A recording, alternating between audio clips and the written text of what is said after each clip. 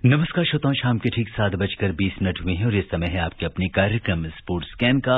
आज की sports scan की इस एडिशन के साथ मैं हूं आपका होस्ट और दोस्त सिद्धार्थ सिंह। तमाम खेल खबरों पर विस्तार से चर्चा करने के लिए हमारे साथ मौजूद हैं वरिष्ठ खेल पत्रकार मनोज जोशी। मनोज, स्पोर्ट्स स्कैन कार्यक्रम में आपका स्वागत है। धन्यवाद। और सबसे पहले बात टोक्यो पैरालंपिक की, जहां से बड़ी खबर यह है कि आज भारतीय खिलाड़ियों ने 2 रजत और 1 कांस्य के साथ 3 पदक देश के नाम किया है। टेबल टेनिस में भाविनाबेन हसमुख भाई पटेल ने रजत पदक जीता। वहीं पुरुषों की ऊंची कूद स्पर्धा में निषाद कुमार ने 2.06 मीटर की छलांग लगाकर रजत पदक देश के नाम किया। निषाद ने इस उपलब्धि के साथ ही नया एशियन रिकॉर्ड भी अपने नाम किया। पुरुषों की चक्का फेंक प्रतियोगिता में विनोद कुमार ने 19.91 मीटर चक्का फेंक कर कांस्य पदक जीता। उन्होंने इसके साथ ही एशियाई रिकॉर्ड भी बनाया। तीरंदाजी में मिक्स टीम कंपाउंड स्पर्धा में ज्योति बालियान और राकेश कुमार की जोड़ी क्वार्टर फाइनल में हार गई है। महिलाओं की व्यक्तिगत कंपाउंड मुकाबले में ज्योति बालियान आयरलैंड की लियोनार्ड कैरी से हारी हैं। और अगर हम पदक तालिका पर एक नजर डालें तो भारत 2 रजत और 1 कांस्य पदक जीतकर 45वें स्थान पर है। चीन 43 स्वर्ण के साथ पहले, ब्रिटेन 23 स्वर्ण के साथ दूसरे और अमेरिका 15 स्वर्ण जीतकर तीसरे स्थान पर है। तो सबसे पहले आज अपनी चर्चा की शुरुआत करते हैं। जिस तरह से हम ये कह सकते हैं कि आज एक जो शुरुआत सुबह सुबह जो सबसे अच्छी खबर जो टेबल टेनिस से हमारे पास आई मनोज, और पैरालंपिक में जिस तरह से हमारे खिलाड़ियों ने आज का दिन बेहद खास बनाया, क्योंकि भारत को अभी तक पदक का इंतजार था। फिर आया 1 नहीं, 2 नहीं, फिर 3 पदक आपको मिलते हैं। क्या कुछ कहेंगे? जी बिल्कुल। अगर आप देखें तो भाविनाबेन पटेल ने ये टेबल टेनिस की स्पर्धा में क्लास 4 कैटेगरी जो होती है उसमें सिल्वर मेडल हासिल किया। आप कोई ओलंपिक का आयोजन हो वहां पर भी मीराबाई चानू शुरुआत करती हैं, और पिछला रियो ओलंपिक देखें तो उसमें भी एक महिला पदक की शुरुआत करती हैं, साक्षी मलिक। और इस बार देखें तो यहां भी एक महिला पदक की शुरुआत करती हैं और वो भी सिल्वर मेडल के साथ। और सबसे बड़ी बात यह है कि ओलंपिक में आज तक भारत को सिंगल्स की किसी भी इवेंट में, या ये कहिए कि टेबल टेनिस पे पदक तो बहुत दूर की बात है, पैरालंपिक में हमें कोई पदक नहीं मिला था। एशियन गेम्स में भी हमें सिंगल्स में, मेंस में और विमेंस में कभी कोई पदक हासिल नहीं हुआ। तो यहां सिंगल्स इवेंट में आप अगर टेबल टेनिस की इवेंट में मेडल जीतते हैं और वो भी पैरालंपिक के स्तर पर, तो काबिले तारीफ है। बिल्कुल। तो ये इतिहास उन्होंने रचा है। और जहां तक जैसे सुबह का एक मोमेंटम चल रहा था और एक बधाई संदेश जो है इस समय अगर हम देखें तो राष्ट्रपति, उपराष्ट्रपति, प्रधानमंत्री जी ने उन्हें शुभकामनाएं दी हैं। चारों तरफ से पूरे देश के कोने कोने से जो है वो बधाई संदेश इनके लिए आ रहे हैं।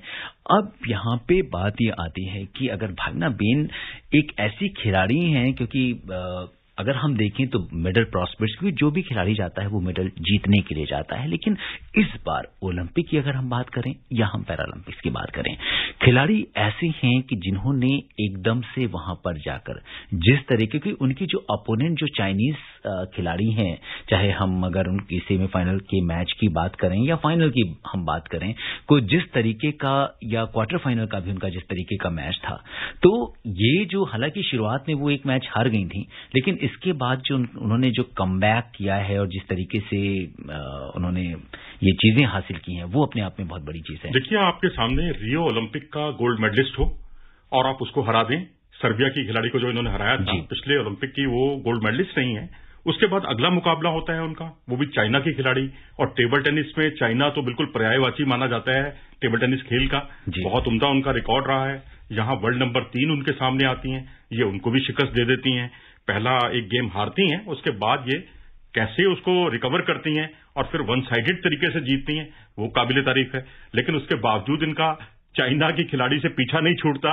फाइनल में फिर वो चाइना की खिलाड़ी ही उनके सामने आती हैं और वहां पर जो है वो एक तरह से हथियार डाल देती हैं। लेकिन मैं समझता हूं कि जितना उनका प्रदर्शन रहा है काबिले तारीफ है। ऐसे खेल में जिसमें हम कम से कम एशियाई स्तर पर या पैरालंपिक के स्तर पर या ओलंपिक के स्तर पर कभी हमारा प्रदर्शन उत्साहवर्धक नहीं रहा है। और 1958 में एशियाई खेलों में टेबल टेनिस की शुरुआत हुई थी, तब से अब तक हम देखें तो इंडिविजुअल इवेंट में आज तक भारत को एक भी कांसा भी हासिल नहीं हुआ है। तो यहां पैरालंपिक में इनका पदक जीतना और वो भी फाइनल में पहुंचने के बाद काबिले तारीफ। और भावना बेन ने आज जब पदक जीता और उसके बाद आकाशवाणी ने उनसे संपर्क किया, हमने उनसे बातचीत की और उन्होंने जो पूरी जो देश है उसका शुक्रिया अदा किया। भारतीय खेल प्राधिकरण, पैरालंपिक कमेटी, उसका उन्होंने धन्यवाद किया और पूरे देश की शुभकामनाएं उनके साथ थी। आइए सुनते हैं उन्होंने हमसे बातचीत में क्या कहा। मैं बस यही कहना चाहूंगी कि सारे देशवासियों ने मेरे लिए बहुत सारी प्रे की है और उनके प्रे और आशीर्वाद की वजह से मैं यहाँ तक पहुँच पाई हूँ, तो उन सबको मैं धन्यवाद देना चाहती हूँ। मैं बस यही चाहती हूँ कि आप गेम इंप्रूव करने के लिए अपना हार्डवर्क पूरी शिद्दत से कीजिए। अगर आप कोई गोल बना रहे हो तो उसके लिए आपको अपना पूरा डेडिकेशन देना पड़ेगा और तभी जाके आप एक अच्छे लेवल पर जा सकते हो और अपना जो ड्रीम है वो पूरा कर सकते हो। ला जोश में अब खुद को, ये तेरा मौका है, जा जीत ले हर दिल को, ये शान तिरंगे की अब तेरे हाथ आई, लहरा दे आसमां में उस धरती पर आई, ये खेल है सपनों का, तुझे सच करना है।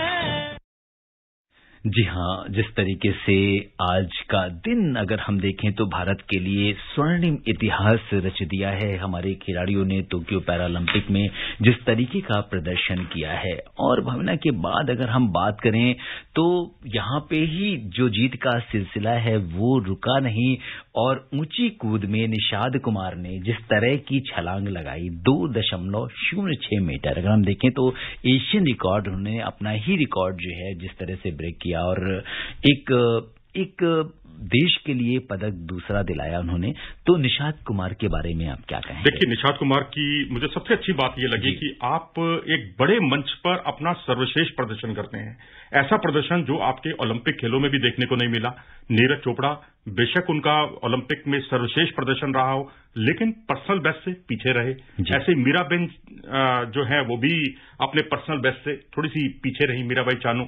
और अगर आप यहां देखें तो ये पर्सनल बेस्ट को इन्होंने बराबरी की है। और आपको याद दिला दूं मैं कि फ्राजा कप हुआ था फरवरी में, वर्ल्ड पैरा एथलेटिक ग्रां प्री प्रतियोगिता, उसमें इन्होंने स्वर्णिम सफलता हासिल की थी। 2.06 मीटर ऊंची इन्होंने जो छलांग लगाई थी उससे इनका प्रदर्शन जो है उसकी उन्होंने बराबरी की और ये एशियन रिकॉर्ड भी है। तो ये अपने आप में काबिले तारीफ प्रदर्शन है कि जहां आपको कंपटीशन का स्तर मिलता है, कि कंपटीशन का स्तर इतना ज्यादा था कि जो स्वर्ण पदक विजेता था उसने विश्व कीर्तिमान तोड़ा।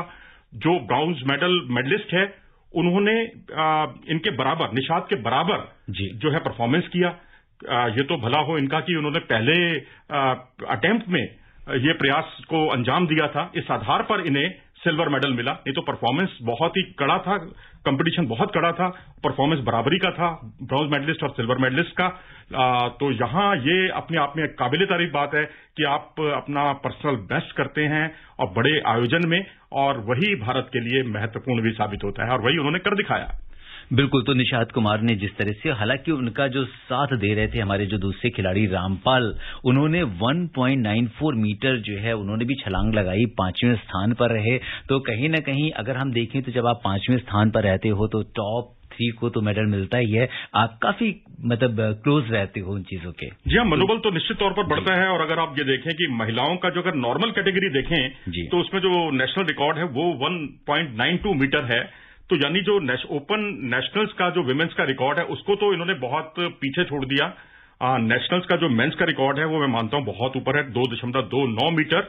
और यहां इन्होंने अगर 2.06 मीटर प्रदर्शन किया है तो वो बहुत ही शानदार प्रदर्शन है और ये इसके लिए वो बधाई के पात्र हैं। और जिस तरीके से उनके बढ़ते हुए कदम हैं, तो मैं तो कहूंगा कि एक ऐसी जगह से निषाद कुमार आए हैं, ऊना है हिमाचल प्रदेश में एक जगह है, वहां से आए हैं और दुबई वर्ल्ड पैरा एथलेटिक्स में 2019 का जो इनका प्रदर्शन था 2 मीटर की छलांग का, उसको इन्होंने पार कर लिया है, उनको उसको काफी सुधार किया है। जी, और इतना ही नहीं, अगर हम निषाद का जीवन देखें तो बहुत ही प्रेरणादायक है।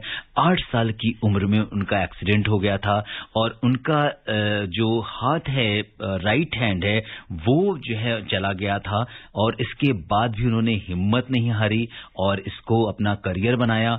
और अभी जब कोविड की जो दूसरी लहर आई तो हम ये देखते हैं उसमें भी वो पॉजिटिव हो गए। कोविड पॉजिटिव होने के बाद भी उन्होंने जो है उम्मीद नहीं छोड़ी और पैरालंपिक में जाने के बाद वो कर दिखाया जो किसी भी खिलाड़ी का सपना हो सकता है। जी हाँ, बिल्कुल। और जितनी विपरीत परिस्थितियों में आप शानदार प्रदर्शन करते हैं, सर्वश्रेष्ठ प्रदर्शन करते हैं, चैंपियन उसी को कहा जाता है। बेशक आप स्वर्ण पदक नहीं जीत पाए, लेकिन आपने सबका दिल जीता है और संघर्ष और जज्बे से पहले अपनी बीमारी को इन्होंने मात दी, फिर अपने अपोनेंट्स को भी धीरे धीरे करके इन्होंने मात दी।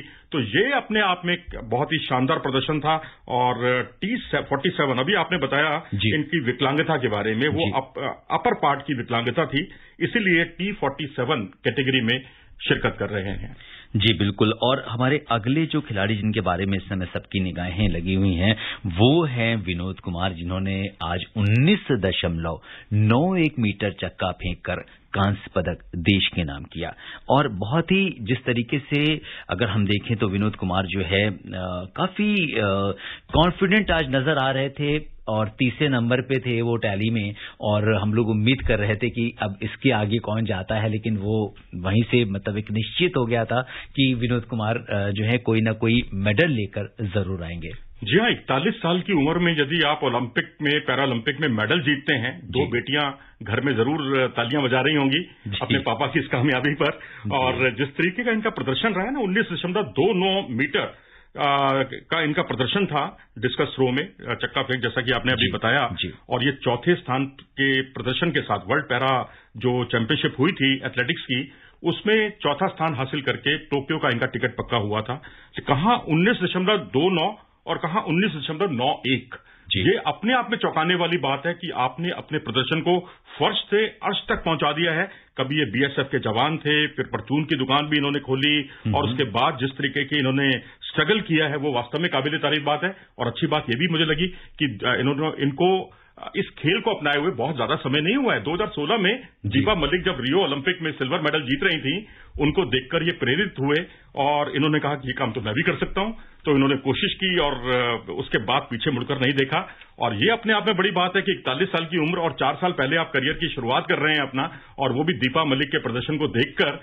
तो इससे अच्छी बात कोई नहीं हो सकती। बिल्कुल, इससे अच्छी बात कोई भी नहीं हो सकती। और आज का दिन, जैसे कि हमको पता है कि राष्ट्रीय खेल दिवस के रूप में मनाया जा रहा है, और बहुत सारी चीजें, एक ऐसे दिन आपको इतनी बड़ी उपलब्धि हासिल होती है, ये भी एक बहुत बड़ी बात है।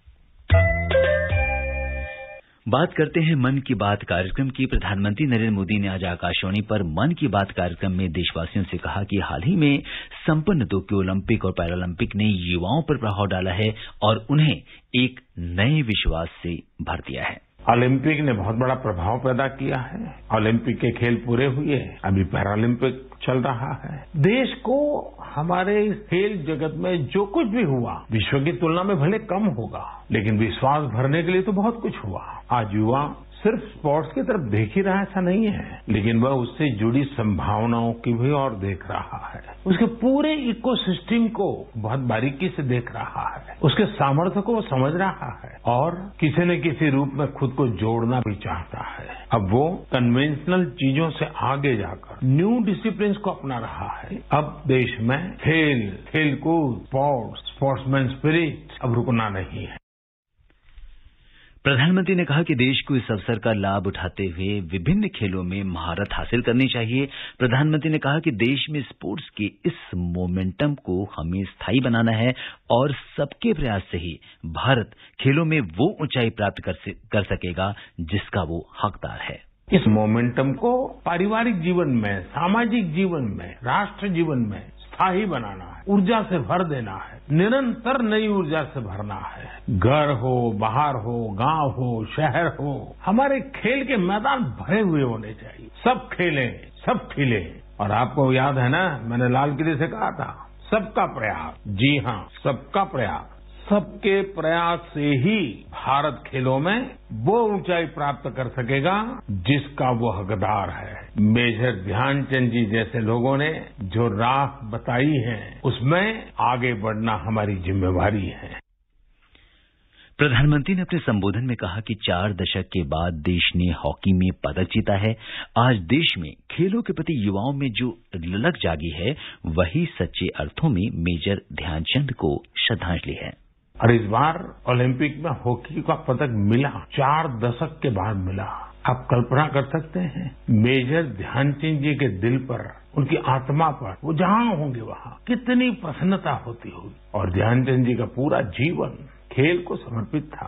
और इसलिए आज जब हमें देश के नौजवानों में, हमारे बेटे बेटियों में खेल के प्रति जो आकर्षण नजर आ रहा है, माता पिता को भी बच्चे अगर खेल में आगे जा रहे हैं तो खुशी हो रही है। ये जो ललक दिख रही है ना, मैं समझता हूँ यही मेजर ध्यानचंद जी को बहुत बड़ी श्रद्धांजलि है। जी हाँ, बहुत बड़ी श्रद्धांजलि है। और प्रधानमंत्री जी ने आज स्पोर्ट्स के ऊपर मन की बात में काफी कुछ बात की। और मुझे लगता है कि मनोज, देश में एक जो मोमेंटम की बात वो कर रहे थे, ओलंपिक, पैरालंपिक्स, और जिस तरीके से एक रिलेशनशिप को एक पर्सनल टच वो देते हैं। और जब देश का मुखिया एक एक खिलाड़ी के बारे में उसे क्या चाहिए, अगर आज की डेट में हम देखें तो पैरालंपिक्स में जितने भी खिलाड़ी गए हैं ये सारे टॉप स्कीम में थे।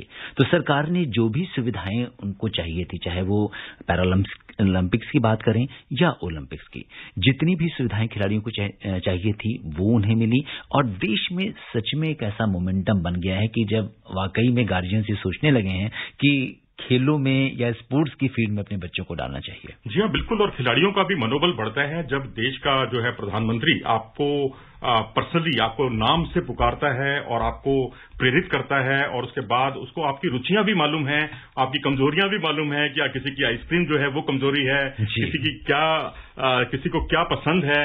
उनके साथ बैठकर आप उसका आनंद भी लेते हैं, उनसे शेयर करते हैं, अनुभव शेयर करते हैं, कब किस खिलाड़ी को कहां इंजरी हुई उसके बारे में वो पूछते हैं, हालचाल पूछते हैं।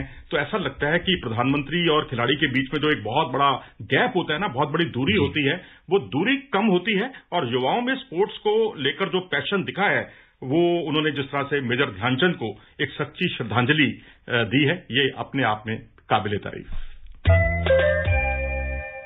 युवा कार्य और खेल मंत्री अनुराग सिंह ठाकुर ने फिट इंडिया अभियान की दूसरी वर्षगांठ मनाने और आजादी का अमृत महोत्सव के हिस्से के रूप में आज फिट इंडिया मोबाइल ऐप का शुभारंभ किया। फिट इंडिया ऐप एंड्रॉयड और आईओएस प्लेटफॉर्म दोनों पर उपलब्ध है और इसे इस तरह से तैयार किया गया है कि ये आम स्मार्टफोन पर भी काम करेगा। नई दिल्ली में इसकी शुरुआत करते हुए श्री ठाकुर ने कहा कि ये मोबाइल एप्लीकेशन फिटनेस पर निगरानी रखने में मदद करेगा और इस एप्लीकेशन के माध्यम से ये दिखाने की कोशिश की गई है कि फिट रहना आसान है। उन्होंने कहा कि एक फिट युवा ही सशक्त राष्ट्र का निर्माण कर सकता है। युवा भारत को फिट रखने के लिए और ये फिट इंडिया मूवमेंट जो आज से लगभग 2 वर्ष पहले शुरू की गई, उसके पीछे सोच माननीय प्रधानमंत्री जी की, जो भारत की सबसे बड़ी ताकत है वो हमारा युवा है। युवा को अगर राष्ट्र निर्माण में लगाना है तो फिट युवा ही एक सशक्त भारत का निर्माण कर सकता है। जहां एक और पोषण अभियान उसके लिए शुरू किया है, वहीं पर युवा कार्यक्रम और खेल विभाग के द्वारा ये फिट इंडिया मूवमेंट के अंतर्गत ही fit India mobile app launch आज की जा रही है। आप चलते फिरते भी कभी ये ध्यान नहीं देते होंगे कि आपने कितनी फिटनेस अपनी की, क्योंकि आप उसको मॉनिटर नहीं करते। इसके माध्यम से आप मॉनिटर कर पाओगे कि आप प्रतिदिन कितने स्टेप्स चले हो, कितनी एक्सरसाइज की है। यहां तक कि पहले तो कहा जाता था कि on your marks get set go, अब तो ये है on your mark fitness test go, क्योंकि आप अपना फिटनेस टेस्ट भी इस पर कर सकते हो। और श्रोताओं, इस समय फिट इंडिया अभियान आजादी का अमृत महोत्सव मनाने के लिए फिट इंडिया फ्रीडम रन 2 का भी आयोजन कर रहा है। ये महोत्सव भारत के 75 वर्ष आजादी के पूरे होने के उपलक्ष्य में मनाया जा रहा है, तो इसको लेकर बड़ी सारी एक्टिविटीज चल रही हैं। और मनोज, अगर हम देखें तो दिल्ली में भी प्रोग्राम हुआ था और जो रन थी उसमें भी सबने हिस्सा लिया था। तो अब इस फिटनेस को लेकर पूरे देश में युवाओं में उत्साह बढ़ रहा है और लोगों को यही लग रहा है कि जो फिट है वही हिट है। जी हाँ, बिल्कुल। और कम से कम एक युवा को ये एहसास हो गया है कि वो सिर्फ ओलंपिक या एशियाड में जाना ही उसका मकसद नहीं, फिट रहना भी बहुत मकसद है उसका। और जब भी कभी किसी आयोजन में उसने भाग लेना है तो उससे या भाग लेना है या नहीं लेना है, तो भी उसका फिट रहना बहुत जरूरी है, जो उसके मानसिक विकास के लिए बहुत जरूरी है। बिल्कुल। तो मनोज, आपने जो फिटनेस मंत्र हमारे लिसनर्स को बताया आज, तो इसके साथ ही स्पोर्ट्स कैन में अब समय नहीं है। अगर आप इस कार्यक्रम को दोबारा सुनना चाहते हैं तो श्रोताओं आप लॉग ऑन कर सकते हैं हमारी वेबसाइट newsonair.nic.in पर।